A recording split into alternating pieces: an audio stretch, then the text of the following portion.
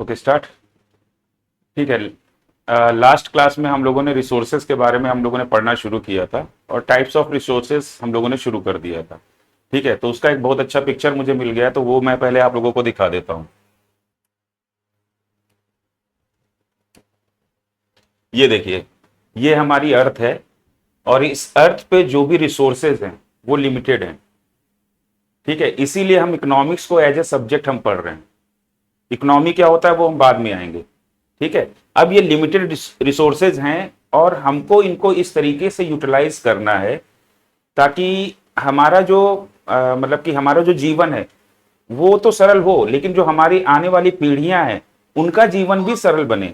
ऐसा ना हो कि ये सारे रिसोर्सेज हम आज ही खत्म कर दें और आने वाली पीढ़ियों के लिए कुछ बचे ही ना। उसको हम कहते हैं सस्टेनेबल डेवलपमेंट, सतत विकास। वो हम आगे पढ़ेंगे कि डेवलपमेंट क्या होता है, सस्टेनेबल डेवलपमेंट क्या होता है, इंक्लूसिव डेवलपमेंट क्या होता है, ग्रोथ और डेवलपमेंट में क्या डिफरेंस है। ठीक है, तो स्टेप बाय स्टेप हम आगे बढ़ते रहेंगे। ठीक है, तो ये एक अच्छा पिक्चर मिल गया था मेरी पुरानी पीपीटीज में से, तो मैंने सोचा आपको दिखा दूं। ठीक है, अब इसमें जैसे क्या क्या है हमारे रिसोर्सेज में, फ्लोरा एंड फौना जिसको हम हिंदी में कहेंगे जीव जंतु। फिर उसके बाद वाटर एंड एयर। ठीक है, ये भी आपका एक संसाधन है, रिसोर्स है। सॉइल एंड लैंड, मृदा और भूमि। ठीक है, फिर आपका ऑयल रिजर्व्स, फिर आपका मिनरल्स। तो ये सारी चीजें, ये रिसोर्सेज हैं धरती पर। ऐसा नहीं है कि अनलिमिटेड सब कुछ है। क्या मेरी बात समझ में आ गई? तो चलिए, अब जहां से हमने छोड़ा था हम लोग वहां से पढ़ाई शुरू करते हैं।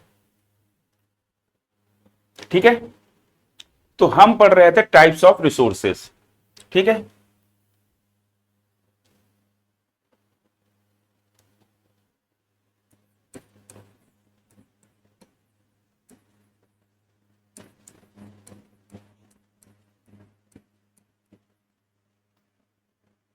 हिंदी में कहेंगे संसाधनों के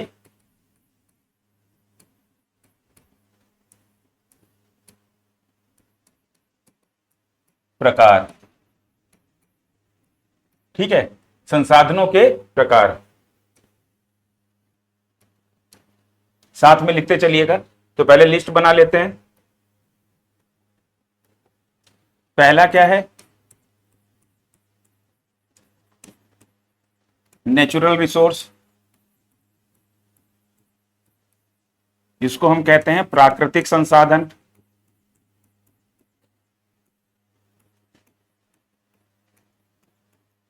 प्राकृतिक संसाधन। और नेचुरल रिसोर्स मैंने आपको बताया था कि दो टाइप के होते हैं।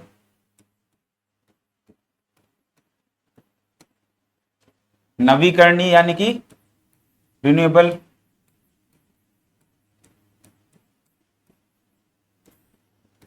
और दूसरा था नॉन रिन्यूएबल।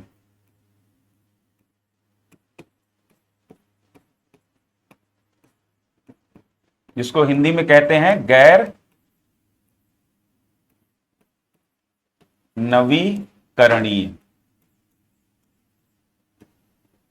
ठीक है, तो ये हमारा पहला टाइप हो गया, नेचुरल रिसोर्स, प्राकृतिक संसाधन। फिर उसके बाद दूसरा टाइप क्या है?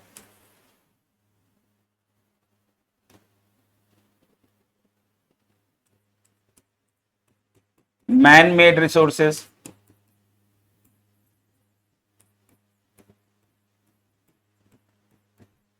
जिसको आप हिंदी में कहेंगे मानव निर्मित संसाधन। मानव निर्मित संसाधन। मैं जब लिख रहा हूं तब आप लोग लिखते भी रहिए साथ में साथ। ठीक है, मैं थोड़ी देर आपको 10 सेकंड 5 सेकंड एक्स्ट्रा भी दूंगा ताकि आप बराबर आ जाओ। ठीक है, जब मैं समझाऊं तब आप पेन रख दीजिए और बस समझिए, उस समय आपको नहीं लिखना है। ठीक है, तो इस समय आप लिखते रहिए। तो दूसरा रिसोर्स का टाइप क्या हो गया? Man made resources. फिर तीसरा क्या है?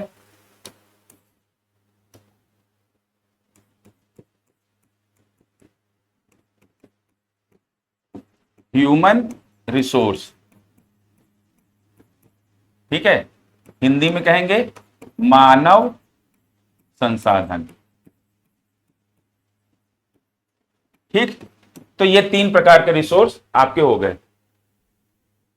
ठीक है, नोट कर लीजिएगा इसको। अब नेचुरल रिसोर्स के बारे में हम लोग पहले ही डिस्कशन कर चुके थे कि ये नेचुरल रिसोर्स या प्राकृतिक संसाधन क्या होते हैं कि ये प्रकृति से सीधे प्राप्त होते हैं, ठीक है, और इन्हें सीधे ही प्रोडक्शन एक्टिविटी में यूज कर लिया जाता है, बिना किसी मॉडिफिकेशन के, बिना किसी ट्रांसफॉर्मेशन के, ठीक है। अब जैसे कि कोई भी कंपनी है मिनरल वाटर बना रही है, तो वो जमीन से डायरेक्ट पानी निकालती है और उसके बाद उसको मिनरल वाटर में कन्वर्ट करके बॉटल में पैक करके मार्केट में डाल देती है। तो यहां पर जो ग्राउंड वाटर है, जो जमीन का पानी है, ये एक तरीके से नेचुरल रिसोर्स की तरह काम कर रहा है, क्योंकि डायरेक्ट जो है ना नेचर से लिया गया और उसके बाद उसको मॉडिफाई करके पैक करके मार्केट में भेज दिया गया। क्या मेरी बात समझ में आ गई? तो ये क्या हो गया हमारा नेचुरल रिसोर्स। अब नेचुरल रिसोर्स का जो टाइप है रिन्यूएबल, इस पे हमें चर्चा करनी है आज, यहां से हमें चर्चा शुरू करनी है, ठीक है। तो इसका जो है ना नेचुरल रिसोर्स का जो पहला भाग है,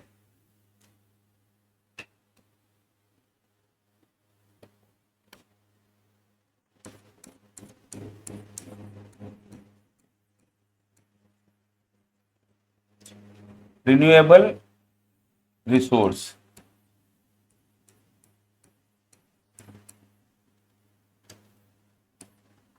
ठीक है, नवीकरणीय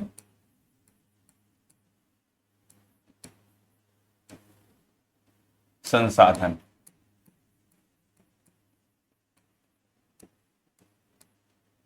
तो इसको लिख लीजिए,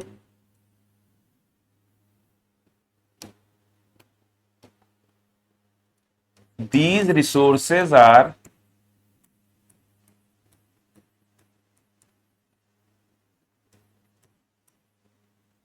continuously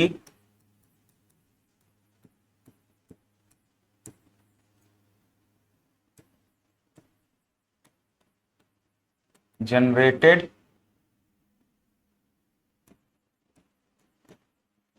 in the nature, ठीक है। ये प्रकृति में लगातार निर्मित होते रहते हैं, ठीक है। जो हमारे रिन्यूएबल रिसोर्सेस कौन से हैं? जो प्रकृति में लगातार निर्मित होते रहते हैं। इसके एग्जाम्पल जैसे क्या हो जाएंगे, इसको हिंदी में भी लिख दूं तो मैं शॉर्ट में लिख रहा हूं, आप लोग नोट कर लीजिएगा कि नवीकरणीय संसाधन वे संसाधन होते हैं जो प्रकृति में लगातार निर्मित होते रहते हैं, ठीक है। प्रकृति में लगातार निर्मित होते रहते हैं। एग्जाम्पल क्या हो जाएगा आपका? आपका जैसे कि वाटर हो जाएगा, एयर हो जाएगी, फिर उसके बाद आपका क्या हो जाएगा? फ्लोरा एंड फौना हो जाएगा, जीव जंतु जिसको हिंदी में कहेंगे, फिर जंगल, फॉरेस्ट। तो ये सारे एग्जाम्पल आप इसमें डाल सकते हैं, ठीक है। बात समझ में आ गई? तो एग्जाम्पल भी लिख लीजिएगा। एग्जाम्पल क्या हो जाएगा आपका? एयर है, वाटर है, फ्लोरा एंड फौना है, फॉरेस्ट है, ठीक है। जो भी आपको आसपास संसाधन दिखाई देते हैं जो लगातार जनरेट होते रहते हैं, बनते रहते हैं, ठीक है। सोलर एनर्जी है, विंड एनर्जी है। अब सोलर एनर्जी और विंड एनर्जी भी लगातार कंटिन्यू जनरेट होती रहती है, ठीक है। तो ये हमारे संसाधन कैसे हो गए? ये हमारे संसाधन, एनर्जी भी एक संसाधन है, रिसोर्स है, वो ऊर्जा है, लेकिन वो भी एक रिसोर्स भी है वो, ठीक है। वो उसके बिना आप प्रोडक्शन नहीं कर सकते ना। तो फिर तो एग्जाम्पल लिख लीजिएगा। अब अगला कौन सा भाग है नेचुरल रिसोर्सेस का?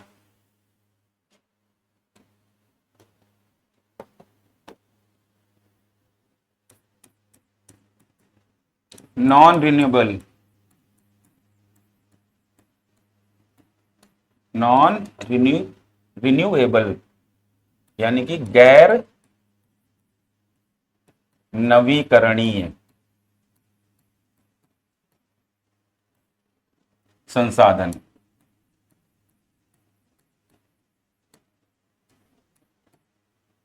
ठीक है। ये कौन से होते हैं?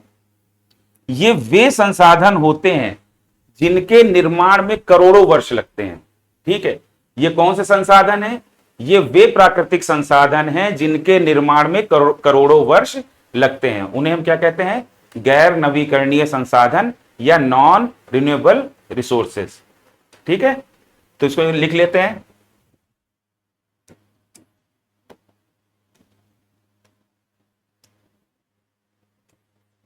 इट टेक्स लॉन्ग टाइम और ब्रैकेट में लिख दीजिएगा millions of years, millions of years. It takes long time for formation of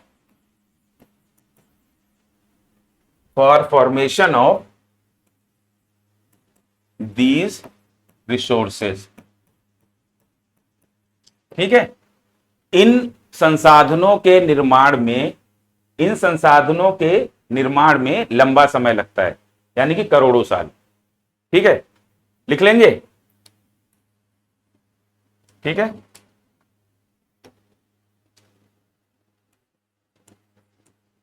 इन संसाधनों के निर्माण में करोड़ों वर्ष, डायरेक्ट लिख दीजिए, करोड़ों वर्ष लगते हैं। ठीक है, अब इसका एग्जाम्पल क्या हो जाएगा?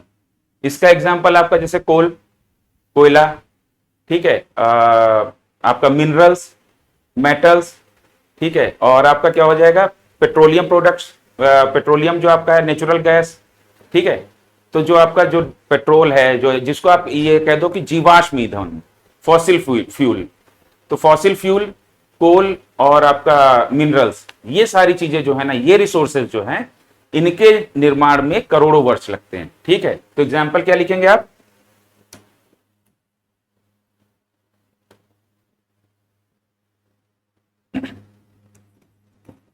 कोल, मिनरल्स, नेचुरल गैस, और क्या हो सकता है? ठीक है, मेटल्स, ये सारी चीजें जो हैं आप इसमें लिख सकते हैं। ठीक है, कोयला, मिनरल्स यानी खनिज, नेचुरल गैस, धातुएं, ये सारी चीजें जो है ना, इनके निर्माण में करोड़ों वर्ष लगते हैं। तो ये हमारे कौन से रिसोर्सेज हैं? ये हमारे नॉन रिन्यूएबल यानी कि गैर नवीकरणीय संसाधन हैं। ठीक है, नीचे कर देता हूं, इसको नोट कर लीजिएगा।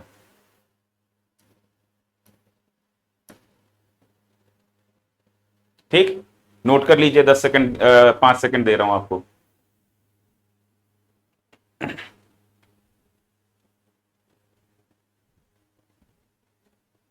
चलिए, ठीक है, अब आगे बढ़ते हैं। तो ये हमने जान लिया कि जो हमारे रिसोर्सेज हैं, हमारे रिसोर्सेज जो हैं वो लिमिटेड हैं। ठीक है, तो जब लिमिटेड हैं हमारे रिसोर्सेज, तो हमारे लिए ये बहुत जरूरी है कि हम इनका यूटिलाइजेशन यानी कि इनका उपयोग और इनका एलोकेशन बहुत ही मतलब संयमित तरीके से करें। ठीक है, हमारे पास ऐसा तो है नहीं कि मतलब कि जैसे हम जो चीज ज्यादा होती है ना, तो उसको तो हम फ्रीली यूज कर सकते हैं, लेकिन जो लिमिटेड है तो उसको यूज करने के लिए हमें विवेकपूर्ण तरीका अपनाना पड़ेगा। ठीक है, मैनेज करना पड़ेगा। तो यहां पर हमें यह बात निकल कर आती है कि ये जो लिमिटेड या स्कार्स रिसोर्सेज हैं, इन रिसोर्सेज का एलोकेशन और यूटिलाइजेशन बहुत ही ऑप्टिमम तरीके से होना चाहिए। तो सबसे पहले तो हमें यह समझने की जरूरत है कि एलोकेशन ऑफ रिसोर्सेज या संसाधनों का आवंटन होता क्या है। देखिए, मैंने आपको पहले ही बताया था कि आवंटन का मतलब यह नहीं है कि जो बांट दिया। ठीक है, यहां पर जो इकोनॉमी में आवंटन का मतलब क्या है वो हम समझते हैं। तो संसाधनों का आवंटन, ये शब्द आपको बार बार जब आप पढ़ाई करते रहोगे तो बार बार सुनाई देगा।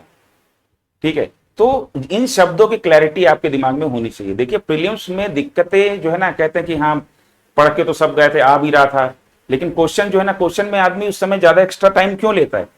क्योंकि शब्दों का उसको मीनिंग क्लियर नहीं होता। ठीक है, तो शब्दों का मीनिंग क्लियर होना बहुत जरूरी है।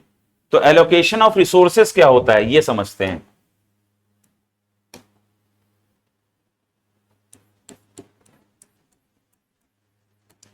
एलोकेशन ऑफ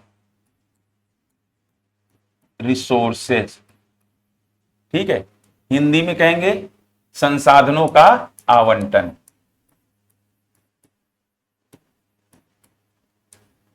संसाधनों का आवंटन। ठीक है, तो ये क्या होता है?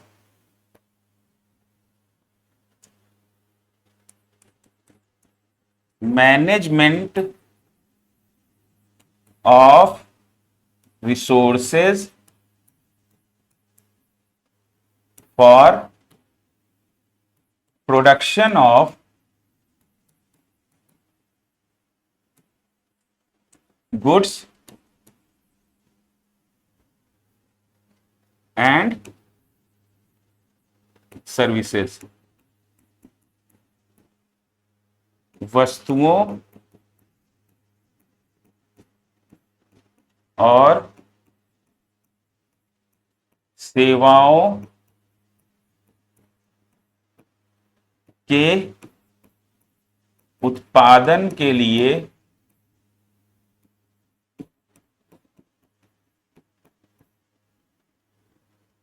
संसाधनों का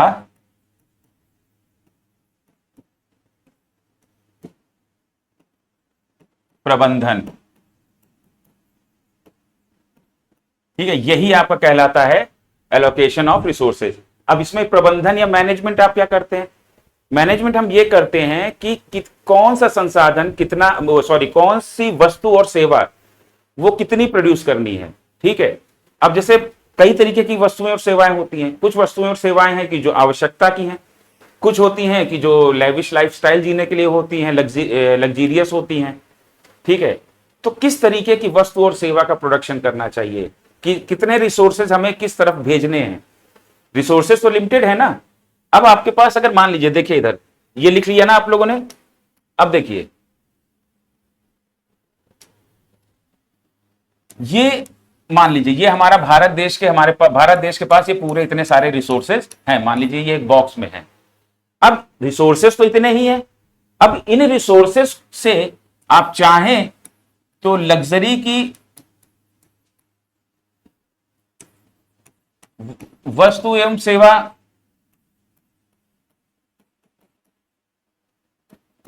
वस्तुओं एवं सेवाओं का प्रोडक्शन आप कर सकते हैं।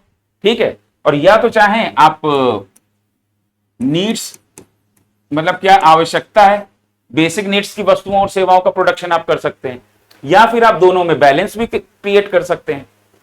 ठीक है, लेकिन लिमिटेड रिसोर्स हैं। अब इन्हीं को आपको जो है मैनेज करना है।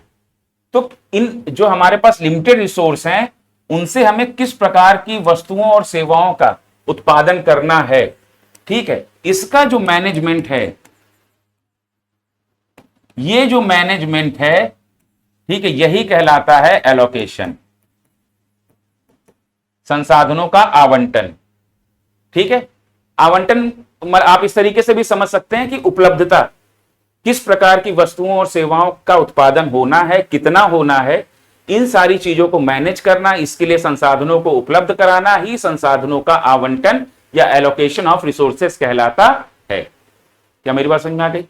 अब यहां पर एक सवाल यह निकल कर आता है, ये चाहें तो आप बना लीजिएगा। ठीक है, ऊपर वाला आप लोगों ने लिख लिया, आई होप कि लिख लिया होगा। ठीक है, अब चलिए, अब एक सवाल यह निकल कर आता है कि ये जो मैनेजमेंट है या एलोकेशन है, ये करेगा कौन? ठीक है, ये कौन करेगा?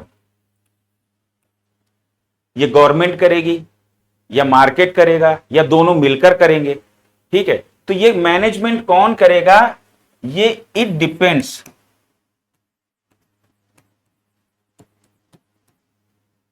On economic system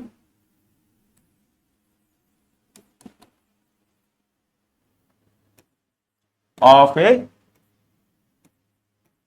country. ये किसी देश की आर्थिक प्रणाली पर निर्भर करता है कि वो एलोकेशन कैसे कर रहा है। मतलब उस देश में जो इकोनॉमिक सिस्टम है, आर्थिक प्रणाली का मतलब क्या हो गया कि आपकी जो है ना व्यवस्था, प्रणाली, सिस्टम यानी कि व्यवस्था। अब ये व्यवस्था का निर्माण कैसे होता है कि भाई जैसे भारत देश है, भारत देश में बहुत सारी इकोनॉमिक एक्टिविटीज, आर्थिक गतिविधियां चलती हैं, और ये सारी आर्थिक गतिविधियां मिलकर कंपाइल होकर कॉम्प्रिहेंसिवली समग्र रूप में एक व्यवस्था का निर्माण करते हैं। ठीक है, और ये हमारी क्या कहलाती है? ये हमारा कहलाता है इकोनॉमिक सिस्टम या आर्थिक प्रणाली या आर्थिक व्यवस्था। ठीक है, तो हमारी आर्थिक व्यवस्था किस प्रकार की है, ये जो है ना तय करेगा कि हमारा जो एलोकेशन है वो कैसा होगा, किस प्रकार की वस्तुओं और सेवाओं का उत्पादन होगा, कितना होगा, किस प्रकार की वस्तुओं का ज्यादा होगा, क्या बाजार के आधार पर ही सभी वस्तुओं और सेवाओं का उत्पादन करने के लिए छोड़ दिया जाए या सरकार भी उसमें हस्तक्षेप करती रहे, बाजार के अंदर भी कुछ दोष हैं। ठीक है, तो ये धीरे धीरे इकोनॉमी में आगे स्टेप बाय स्टेप आपको समझ में आता जाएगा। अभी जितना मैं बोल रहा हूं आई होप कि उतना आपको समझ में आ रहा होगा। ठीक है, तो कैसी वस्तुओं और सेवाओं का उत्पादन होना है, कैसी वस्तुओं और सेवाओं का उपभोग होना है, ठीक है, कितना होना है, तो ये जो मैनेजमेंट है, ये जो एलोकेशन है, ये डिपेंड करता है कि किसी भी देश में कौन सी आर्थिक प्रणाली है। लिख लीजिए इसको हिंदी में कि एलोकेशन या oblique management of the resources depends on economic system of a country. ठीक है, हिंदी में लिख लीजिए कि आवंटन या प्रबंधन, ठीक है, ऊपर लिख लीजिएगा संसाधनों का, लिख ही देता हूं मैं, संसाधनों का आवंटन या प्रबंधन, ठीक है, किसी भी देश की आर्थिक प्रणाली पर निर्भर करता है। ठीक, अब यहां पर एक शब्द आया है इकोनॉमिक सिस्टम, इसको याद रखिएगा, इसको हमें आगे करना है। एक ये जो शब्द आया है इकोनॉमिक सिस्टम, क्योंकि भाई हम जो है ना वर्ड्स पकड़ के ही आगे बढ़ रहे हैं। देखिए एलोकेशन आपको नहीं पता होगा तो इंडियन इकोनॉमी आप यूपीएससी के लिए कैसे पढ़ेंगे? इकोनॉमिक सिस्टम आर्थिक प्रणाली क्या होता है आपको नहीं पता है तो फिर कैसे आप आगे बढ़ेंगे? इकोनॉमी क्या होता है, इकोनॉमिक एक्टिविटीज क्या होता है, 2 साल से तैयारी कर रहे हैं लेकिन यही नहीं पता है कि वास्तव में इकोनॉमिक एक्टिविटी है क्या। तो ये बेसिक टर्म्स, जब ये बेसिक क्लैरिटी आपके दिमाग में हो जाएगी तो धीरे धीरे आपकी इकोनॉमी का जो डर है वो एकदम समाप्त हो जाएगा। ठीक है, तो इकोनॉमिक सिस्टम क्या है वो हम आगे पढ़ेंगे। अब आपका क्या है कि भाई हमारा जो है ना संसाधनों का आवंटन या एलोकेशन या मैनेजमेंट कैसे डिसाइड होता है, देश की आर्थिक प्रणाली कैसी है उस पर डिसाइड होता है। अब आर्थिक प्रणाली क्या है वो हम आगे बताते हैं। ठीक है, अब उसके बाद लिख लिया होगा आप लोगों ने। ठीक है, चलिए आगे बढ़ते हैं। अब जो है फिर आपने शब्द सुना होगा ऑप्टिमम यूटिलाइजेशन, ऑप्टिमम एलोकेशन। ठीक है, तो एलोकेशन क्या है कि संसाधनों का आवंटन क्या है कि मतलब संसाधनों को मैनेज करना। अब संसाधन लिमिटेड है तो इनका जो मैनेजमेंट है वो ऑप्टिमम तरीके से करना होगा। ठीक है, तो ऑप्टिमम एलोकेशन क्या है?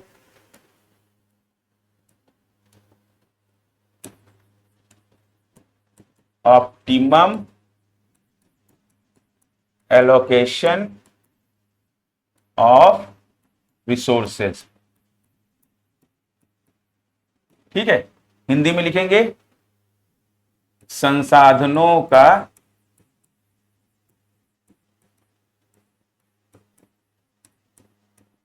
उचित आवंटन। ये क्या होता है?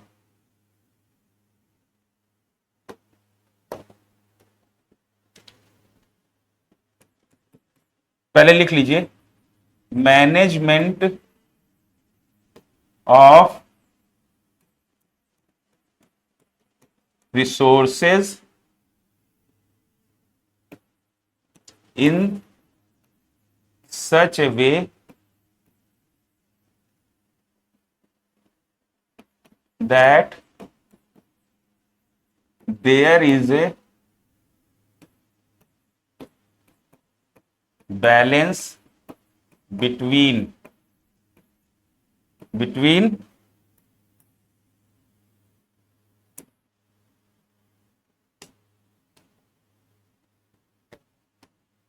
बिटवीन नीड्स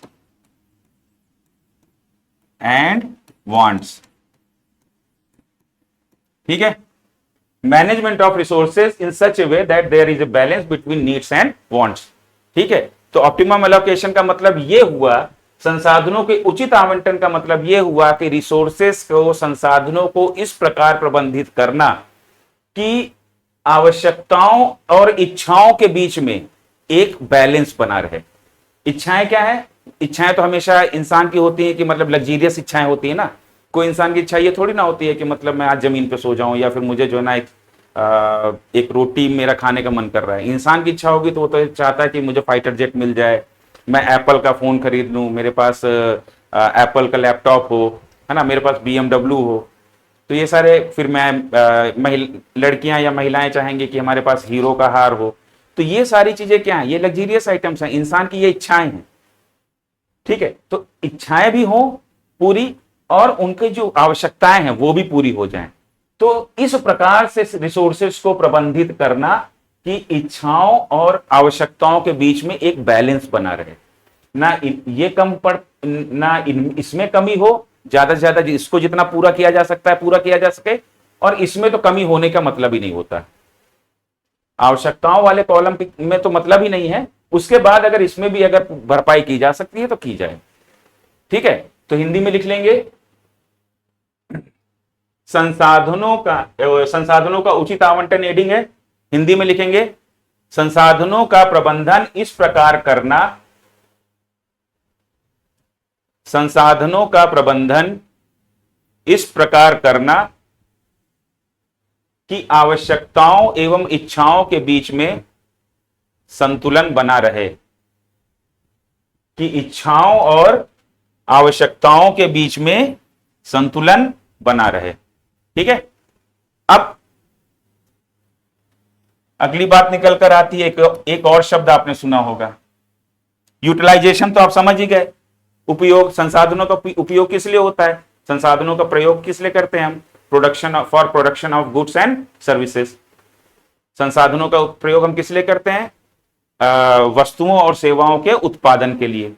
ठीक है, अब ये तो आपको समझ में आ गया कि इसका यूटिलाइजेशन ऑफ रिसोर्सेस क्या है, ऑप्टिमम यूटिलाइजेशन ऑफ रिसोर्सेस क्या है। अब इसको समझना है हमें। ठीक है, ऑप्टिमम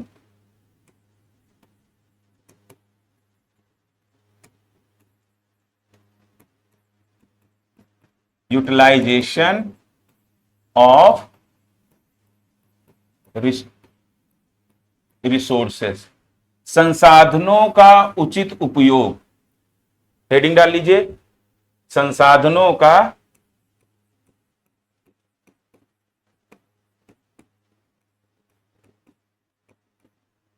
उचित उपयोग।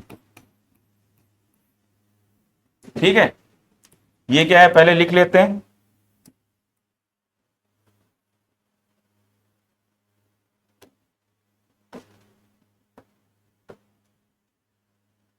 यूज ऑफ रिसोर्सेज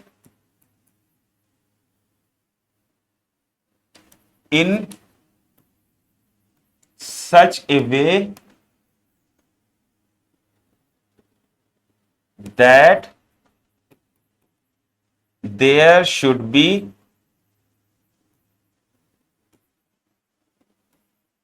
minimum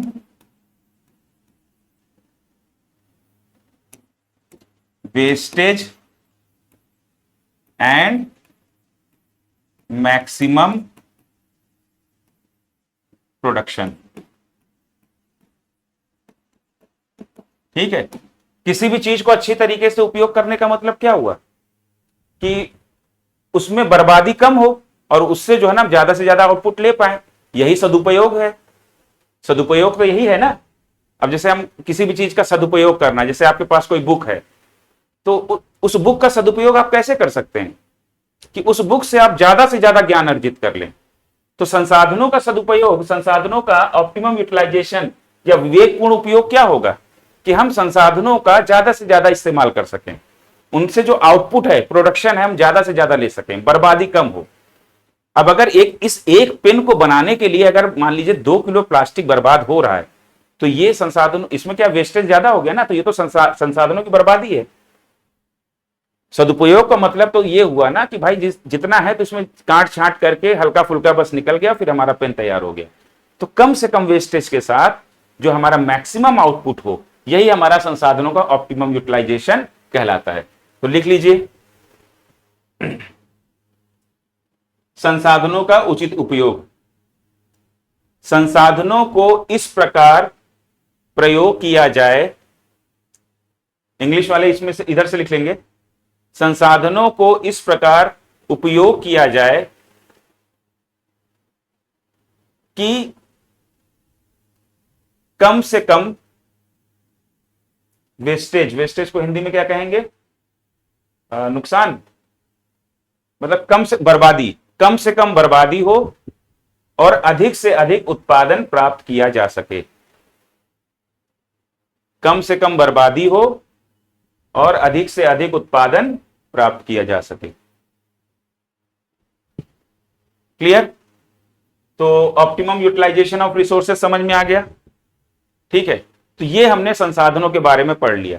ठीक है, कि संसाधन क्या होते हैं, प्रोडक्शन के लिए इनपुट होते हैं। ठीक है, अब संसाधनों के प्रकार क्या हैं, उनका अब एलोकेशन कैसे करते हैं, कौन करता है। ठीक है, और उसके बाद उसका ऑप्टिमम यूटिलाइजेशन क्या होता है। तो ये सारी चीजें हमने अभी के लिए बेसिक जो आपके दिमाग में पिक्चर क्लियर होना चाहिए वो हो गया। अब एक शब्द निकल कर आया था, मैंने आपको बोला था कि इसको हम ध्यान में रखेंगे। वो शब्द कौन सा था? Economic system. ठीक है, आर्थिक व्यवस्था या आर्थिक प्रणाली क्या होता है। तो अगली हेडिंग डाल लीजिए,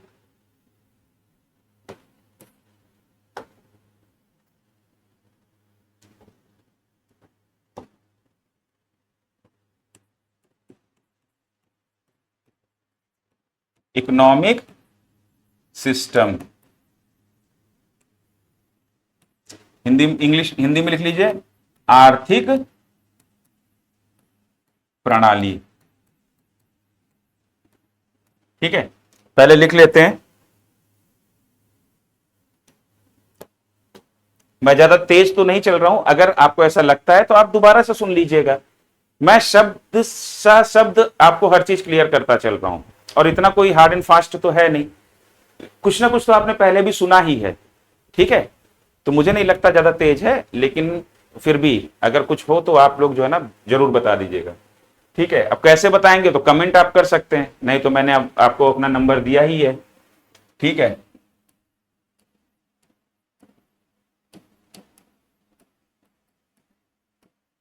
ठीक, नोट्स के लिए और टेलीग्राम तो शायद कल इसमें लगाया गया था, मैं देखता हूं टेलीग्राम हमारे यूट्यूब में अटैच हुआ है कि नहीं हुआ है। अभी कल इस पे काम हुआ था। ठीक है, तो देख लेते हैं। और तब तक के लिए जो है ना, आप नोट्स के लिए और या फिर किसी भी चीज के लिए कोई भी प्रॉब्लम है तो आप इस पर सिर्फ व्हाट्सअप करिएगा, कॉल मत करिएगा। ठीक है, 8448530180 व्हाट्सअप कर दीजिएगा, रिप्लाई, ये मेरा ही नंबर है, मैं रिप्लाई दूंगा पक्का।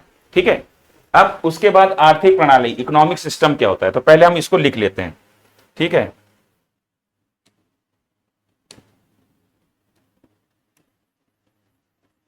System that determines that what kind of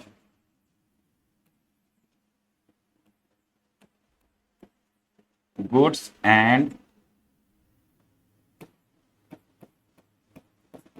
services to be produced, distributed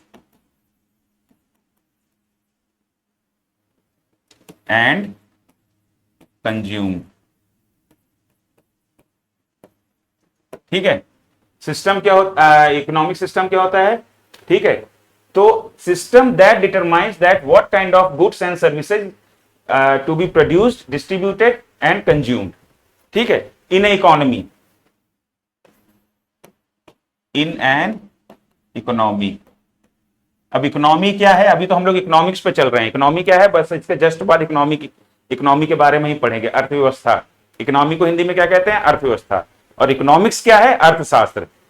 तो अभी हम इकोनॉमिक्स को लेकर अपने जो है ना कुछ बेसिक टर्म्स के बारे में पढ़ रहे हैं। इसके जस्ट बाद हम लोग देखेंगे इकोनॉमी क्या होता है। ठीक है, तो system that determines that what kind of goods and services to be produced, distributed and consumed in an economy.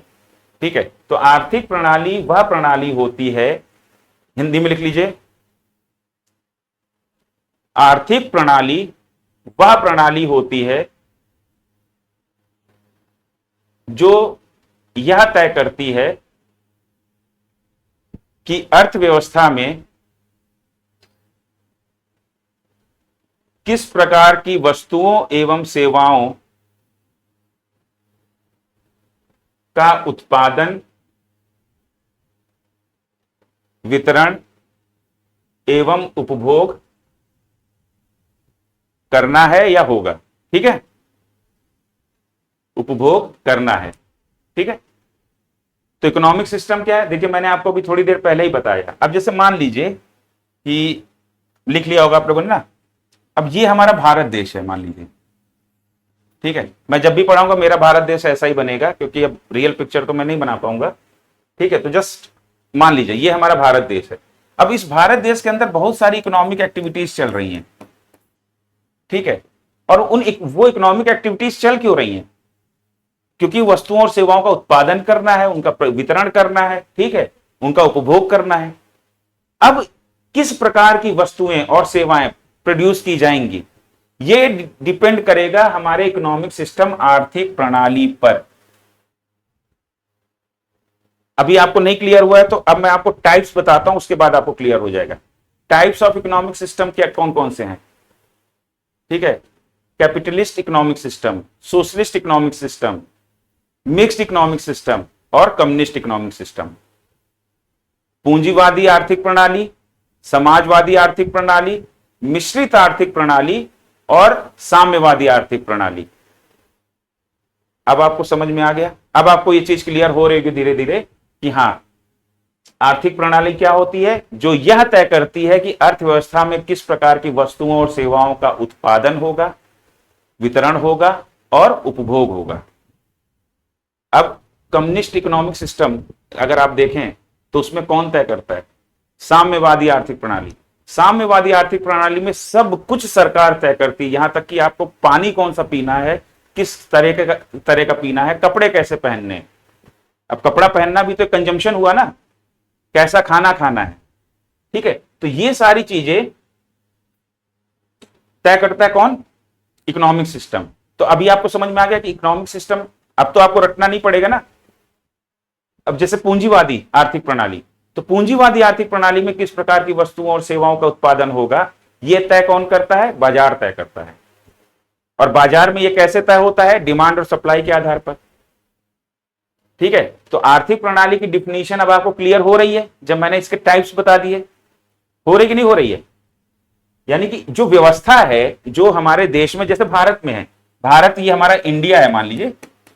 अब इंडिया में हमारा जो आर्थिक प्रणाली है वो कौन सी है, मिक्स्ड इकोनॉमिक सिस्टम है, मिश्रित आर्थिक प्रणाली है। तो यहां पर कैसे तय होता है, यहां पर बाजार और सरकार दोनों मिलकर तय करते हैं कि किस प्रकार की वस्तुओं और सेवाओं का उत्पादन करना है, किस प्रकार की वस्तुओं और सेवाओं का वितरण करना है और कैसी वस्तुओं और सेवाओं का उपभोग होना है।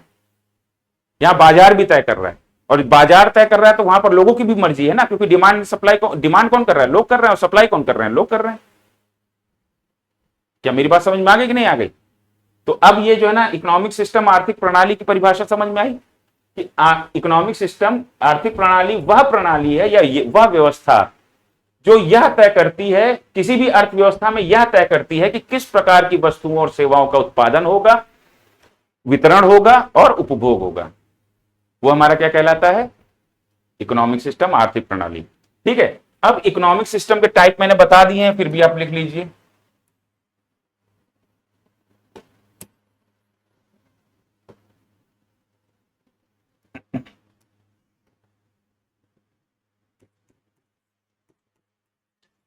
टाइप्स, ठीक है, पहला क्या है,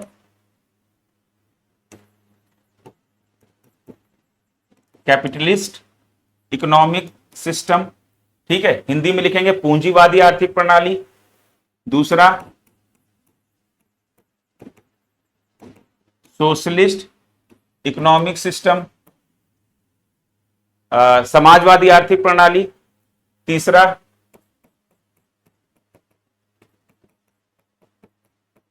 मिक्स्ड इकोनॉमिक सिस्टम,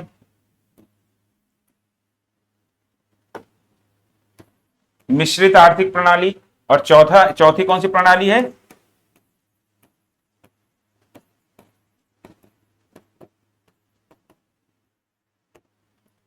साम्यवादी आर्थिक प्रणाली, कम्युनिस्ट इकोनॉमिक सिस्टम। ठीक है, अब इनके बारे में हम एट द एंड पढ़ेंगे। ठीक है, इनमें जो है ना, क्योंकि मैंने आपको उस दिन जब इंट्रो क्लास ले रहा था तब मैंने आपको बताया था कि जो हमारी व्यवस्था है, हम वैसी ही व्यवस्था का निर्माण करते हैं जैसे हमारी विचारधारा होती है। हमारी विचारधारा में अगर एक इंडिविजुअल, एक व्यक्ति का महत्व है तो वो हमारी विचारधारा पूंजीवाद की तरफ चली जाएगी। अगर हमारी विचारधारा, हमारी आइडियोलॉजी में एक इंडिविजुअल के बजाय सोसाइटी का महत्व है तो हमारी आइडियोलॉजी, तो हमारी जो सिस्टम है जो हम स्टैब्लिश करेंगे वो हमारा जो व्यवस्था सिस्टम हमारा समाजवाद की ओर चला जाएगा। क्योंकि समाजवाद में समाज का महत्व है और पूंजीवाद में एक व्यक्ति का महत्व है। क्या मेरी बात समझ में आ गई? तो इस हिसाब से आप किस प्रकार की आइडियोलॉजी में बिलीव करते हैं उस देश के लोग, उस देश की सरकारें, ठीक है, ये उसके आधार पर जो है इकोनॉमिक सिस्टम का निर्माण होता है। तो इनके बीच में क्या डिफरेंस है, बाजार की भूमिका कितनी है, तो ये सारी चीजें जो है ना काफी ब्रीफ में जो है हम इनके बीच में आपस में तुलना करते हुए समझेंगे। तो इसको हम लास्ट में समझेंगे। ठीक है, तो लिख लिया, नोट कर लिया? तो इसके लिए जो है ना अच्छे से इसको समझेंगे, ये आपको पूरा पिक्चर क्लियर हो जाएगा। ठीक है, चलिए अब आगे बढ़ते हैं। अब बात निकल कर आती है, अब हम जो है ना बात करते हैं कि व्हाट इज इकोनॉमी, अर्थव्यवस्था क्या होता है। ठीक है, व्हाट इज इकोनॉमी, हेडिंग डाल लीजिए।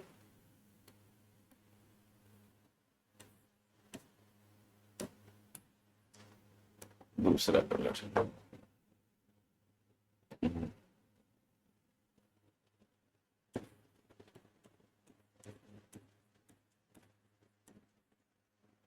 ठीक है, अर्थव्यवस्था।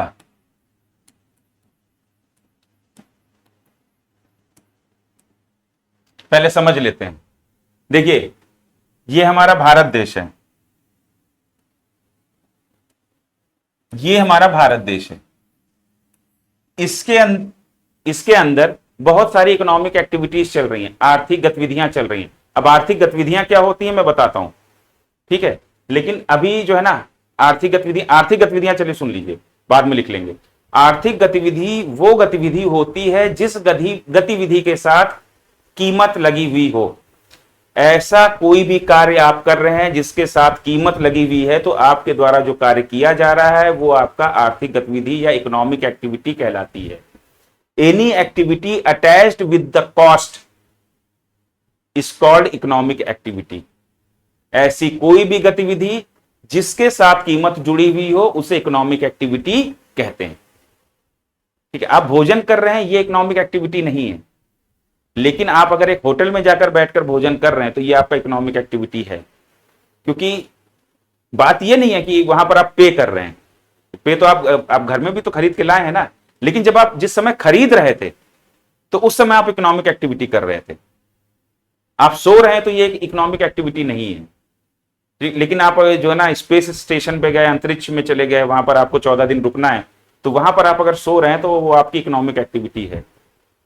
ठीक है, तो इकोनॉमिक एक्टिविटी क्या है कि ऐसा कोई भी काम जिसके साथ कीमत लगी हुई हो वो आपका इकोनॉमिक एक्टिविटी कहलाता है।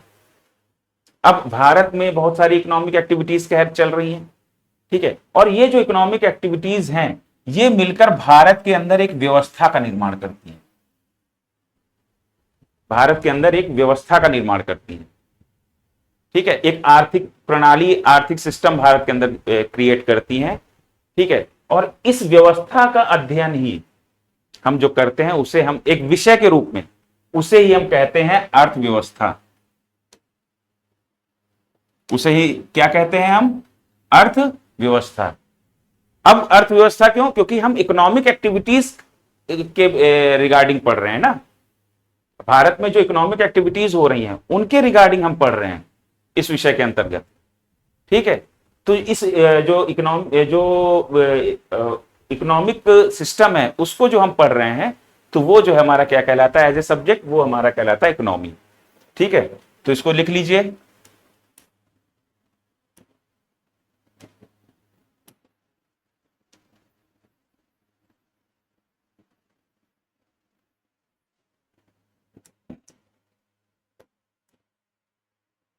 स्टडी ऑफ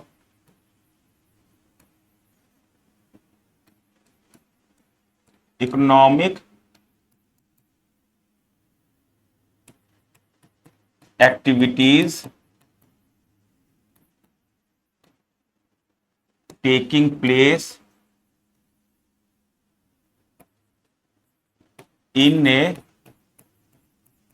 particular रीजन या एरिया। ठीक है, study of economic activities taking place in a particular region और एरिया। ठीक है, किसी क्षेत्र विशेष में हो रही आर्थिक गतिविधियों का अध्ययन अर्थव्यवस्था कहलाता है। ठीक है, अब जैसे भारत की अर्थव्यवस्था, आपके घर की भी अर्थव्यवस्था हो जाएगी। आपके घर की भी तो एक अर्थव्यवस्था है कि भाई कितना पैसा आता है, कहां से आता है, कहां खर्च होता है। आपके पिताजी जो है ना उसको पूरा कैलकुलेट करते हैं। तो आपके घर की भी एक अर्थव्यवस्था है, राज्य की भी अर्थव्यवस्था होती है, देश की भी अर्थव्यवस्था होती है। क्या मेरी बात समझ में आ गई? तो किसी भी एक पर्टिकुलर एरिया में, किसी भी एक पर्टिकुलर क्षेत्र में जो इकोनॉमिक एक्टिविटीज हो रही हैं उनके बारे में जब हम पढ़ते हैं, ठीक है, तो जब हम उनका अध्ययन करते हैं तो जिस सब्जेक्ट के अंतर्गत हम उनका अध्ययन करते हैं वो हमारा कहलाता है इकोनॉमी। हिंदी में लिख लीजिए, किसी क्षेत्र विशेष में होने वाली आर्थिक गतिविधियों का अध्ययन अर्थव्यवस्था के अंतर्गत किया जाता है।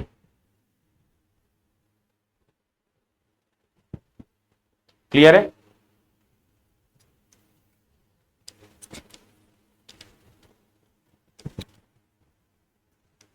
चलिए अब अगली हेडिंग डाल दीजिए। अब इसमें क्या एक वर्ड आया है हमारा?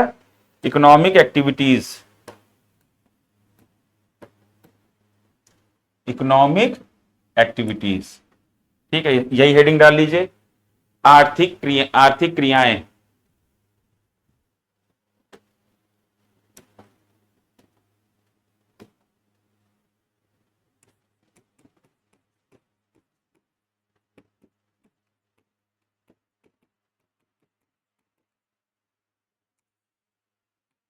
इकोनॉमिक एक्टिविटी डाल दीजिए, इकोनॉमिक एक्टिविटीज।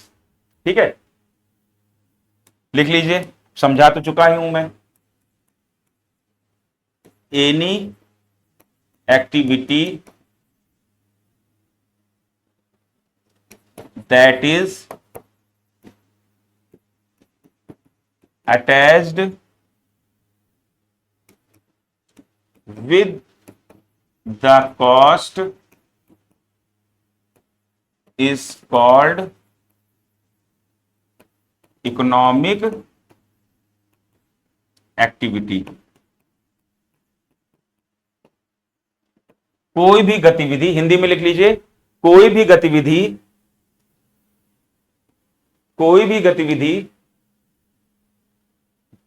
जिसके साथ कीमत जुड़ी हुई हो, जिसके साथ कीमत जुड़ी हुई हो, आर्थिक गतिविधि कहलाती है। आर्थिक गतिविधि कहलाती है। ठीक है, समझ में आ गया? अब ये जो आर्थिक गतिविधियां हैं, इकोनॉमिक एक्टिविटीज हैं, तो इनका क्लासिफिकेशन भी है। अब भारत देश को जो मैंने देखा यहां पे आपको दिखाया, कहां चला गया मेरा देश?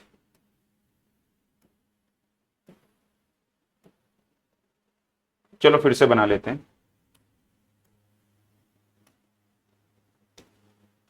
अब देखिए, ये जो भारत देश है, यहां पर देखिए बहुत सारी आर्थिक गतिविधियां हो रही हैं।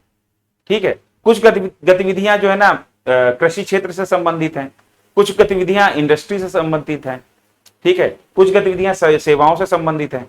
तो इन गतिविधियों का वर्गीकरण किया गया है, sectoral classification of economic activities, आर्थिक गतिविधियों का क्षेत्रीय वर्गीकरण। ठीक है, हेडिंग डाल लीजिए, आर्थिक गतिविधियों का क्षेत्रीय वर्गीकरण। Sectoral classification of economic activities, sectoral classification of economic activities लिख लीजिए। Number 1, agriculture and allied activities, कृषि एवं संबंधित गतिविधियां, कृषि एवं संबंधित गतिविधियां। दूसरा लिखिए, मैन्युफैक्चरिंग एंड इंडस्ट्री, विनिर्माण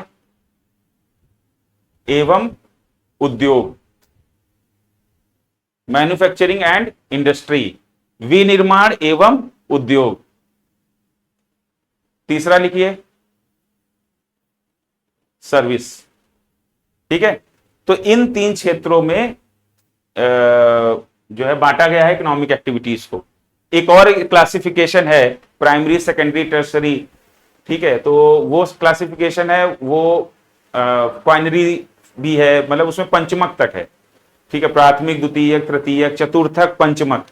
तो वो, लेकिन वो क्लासिफिकेशन हम भारत में यूज नहीं करते हैं, लेकिन हम उसे पढ़ेंगे। ठीक है, लेकिन मेन हमारा क्या है, एग्रीकल्चर, इंडस्ट्री एंड सर्विसेज। तो ये 3 सेक्टर्स हैं जिनमें इकोनॉमिक एक्टिविटीज हमारी होती हैं। ठीक है, तो इसको आप पढ़ेंगे अगली क्लास में। तो आई होप कि ये क्लास आपको समझ में आई होगी। ठीक है, तो अगली क्लास में हम लोग क्या, कहां से शुरू करेंगे, sectoral classification of economic activities.